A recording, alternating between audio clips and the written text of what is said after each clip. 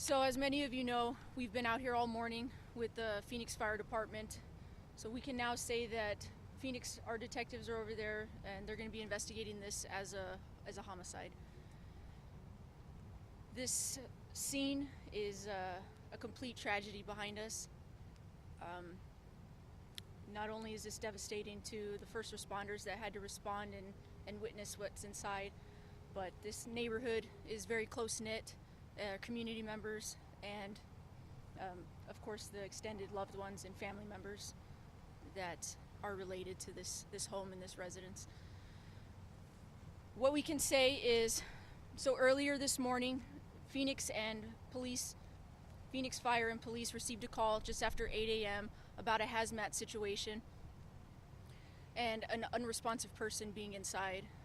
So both of our teams arrived, fire and police. Fire worked very hard. It took a very long time for them to help make this resident safe. What we do know is that there was a presence of gas inside the home. That again is why it took crews a very long time to ensure that it was safe inside the home, safe enough for us to be able to go inside and start the investigation. So as of right now, our detectives, our homicide unit, just got on scene not too long ago and have finally done a precursory walkthrough of the home. So this is the very early stages of this house or this investigation. What we can say is that this is a family inside this home. There is 2 adults and 3 children that are deceased inside this home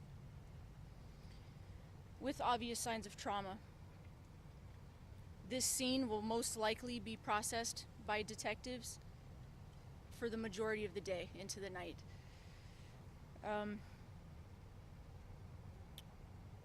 We first thank you for your patience. Information it's gonna come when it becomes available. We'll do our best to give you guys the information. This is something that is not going to come fast. It's going to take additional patience with this one. We do not believe that there is a suspect on the loose right now, but detectives are going to take their time and ensure that this investigation is thoroughly investigated and looked at. Sergeant, a lot of questions. My first is this: you mentioned no suspect on the loose. You mentioned 5 people, an entire family dead inside that home. Are you investigating this as a murder-suicide? That's something that we still need to look at. Our investigators have only done a walkthrough. From there, it's not something that we're comfortable with saying at this point, just because we need to still look at every possible angle, all the evidence, and that's going to take some time. But no suspect on the loose and obvious signs of trauma. It kind of implies that. It's something that we're still hoping to have an answer for, and hopefully when we do have that answer, we'll be able to put it out. Can you talk about the timeline as best you can? Obviously, we know there was the gas leak. Do you think that a number of the members of the family were murdered, and then the gas leak took place sometime in between when they were murdered and when the last person was shot? So we don't know what the timeline's going to look like. That's something that they're going to have to look into, when that happened, the trauma. That's something that's going to take a lot of time to distinguish a timeline for when these deaths occurred. You say signs of trauma. Can you confirm how these individuals passed? Was it by gunshot? Can you go into a little bit more detail what these signs of trauma was? Right now at this time, that's not something that we're going to go through. We're still working on next of kin notifications, and just out of respect for the family, the investigation, that's something that detectives are still combing through and working through. And there's, as you can imagine, there's a lot of people. 5 is a lot. So Can you tell us ages for the children? that's something, again, we're still waiting to confirm next of kin notifications, and out of respect for the family and just everything that we're trying to deal with right now with this investigation, it was 3 children and 2 adults. Can we give like an age range? 3 Like children.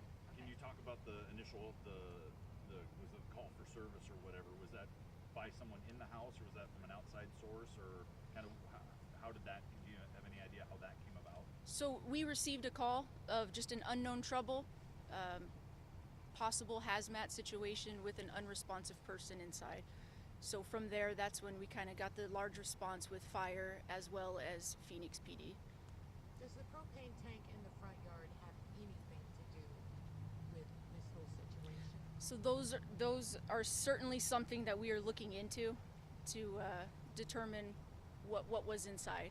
When you mentioned obvious signs of trauma, does that have any relation to the gas leak, or were there weapons used? That's something we're looking into on what was the cause and manner of the death of these people. Did all victims have signs of trauma? Yes, all 5. Correct. Sergeant, you mentioned a question was asked about the propane tank, but can you tell us where the gas leak? Surely they know where that originated from at this point, given that it's been dealt with.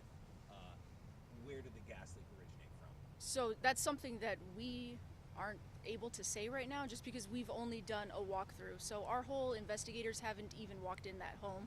It was a very preliminary walkthrough just to get enough information to be able to even have this this press conference. But they did shut off the gas to the home at some point. It wasn't a natural gas leak. Do you believe it was intentionally set, whether it was gas or propane, what have you? Was the leak intentional? That's something that we definitely want answers to and that they're going to look into. And as a precaution, Southwest Gas did turn off the gas just because it was something that they just thought it would be a good idea, just to make sure everything is taken care of. But Southwest Gas has released a statement that said there were no leaks found. Okay. So was it propane? I guess we're just trying to find out, how that factors into this story. For sure. And those answers to those questions are something that we are hoping to have answered as well while investigators are here looking at it. You mentioned this is a tragedy. It was devastating to first responders. Can you just talk a little bit about the emotional toll when it comes to responding to scenes like this? Sure. I mean, any scene where there's a loss of life, it's a devastation for someone, whether it's family members, the neighborhood. It sounds like, after talking to people, that this was a close-knit neighborhood. There's family members. They all have loved ones and family members that they're tied to.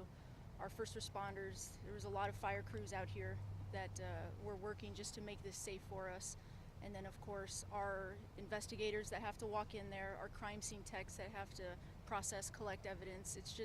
It takes a team to be able to just investigate this to get some answers. And to know that children were involved. Of course. Sergeant, Yes. earlier you mentioned that there were officers that were yet to go inside. Is that still the case? Do we have bodies inside the home? So yes, we do have the 5 deceased are inside the home. As of right now, our investigators are inside the home investigating. So they will be looking at everything, and they'll be out here for the majority of the day. So you got your search warrant. Do you know why there were firefighters on the roof earlier?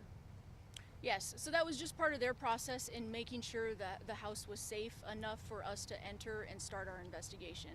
Again, there was a presence of gas, so just as a way to ventilate and air out the house so that we can go in there and properly start to investigate.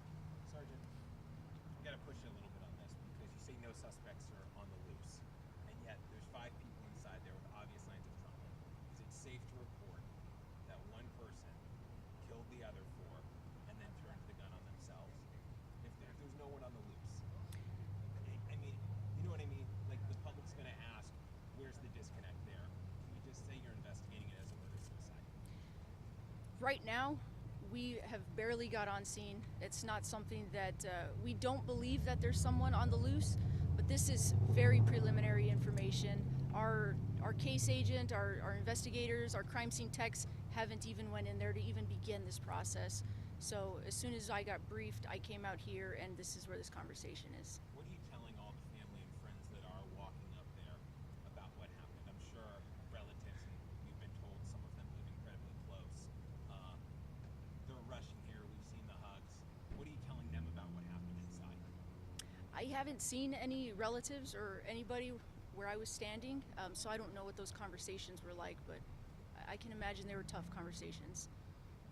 So, Sergeant, it was a 911 call that came in sometime before 8 o'clock this morning?